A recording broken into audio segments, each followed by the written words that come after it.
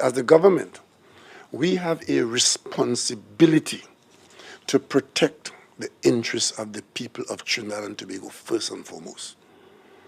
Whatever we feel about the people of Venezuela and their circumstance, our first and primary responsibility is to protect the interests of the people of Trinidad and Tobago.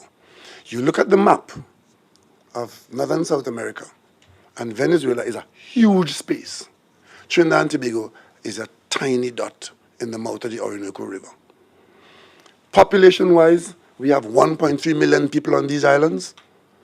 Venezuela has 33 million people. Doesn't matter whose fault it is. The Venezuelan problem is for Venezuelans. We are humanitarian, we are caring, we help. But the help that Trinidad and Tobago can give has to be limited.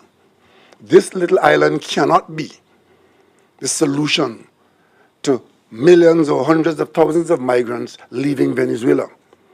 And secondly, international agencies, many of them with different agendas to our interests in Trinidad and Tobago, will not encourage us into converting Trinidad and Tobago, this little island state, island nation in the mouth of the Orinoco, into any refugee camp for the larger Venezuelan problem. To protect the interests of the people of Trinidad and Tobago, we will have to limit our exposure to the fallout from Venezuela. And to do so, initially, we allowed our doors to remain open.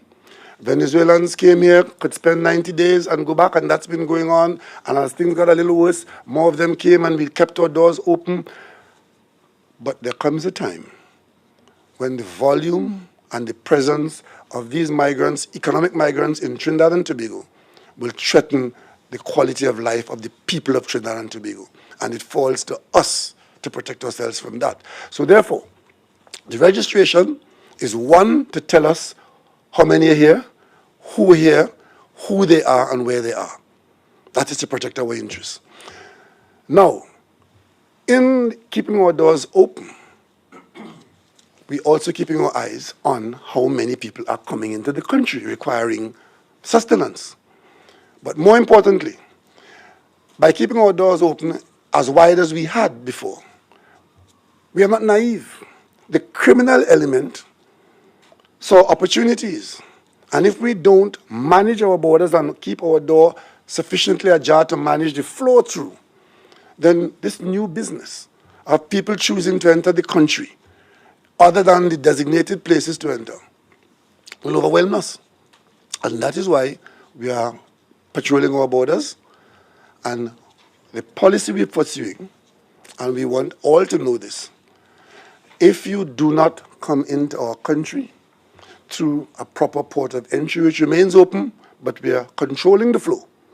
If you come through other areas, you start by breaking the law, and if you are here illegally, we will deport you. Tomorrow morning, I meet with the National Security Council, and the instructions to protect the people of Trinidad and Tobago will evolve to them. We can't just go and say we're protecting our borders and then pick up 200 people, bring them from the border, and let them go in the street. Not doing that. And those who are trading in that business of human trafficking will find no aid and succor in Trinidad and Tobago. And if we identify you, you'll be prosecuted. And those who choose not to go through the ports of entry, you're here illegally, and if you engage in criminal conduct of any kind, we will deport you because you are a guest, and we are now struggling with our own situations and yours. And if you abuse that, just remember, the interests of the people of Trinidad and Tobago come first in Trinidad and Tobago.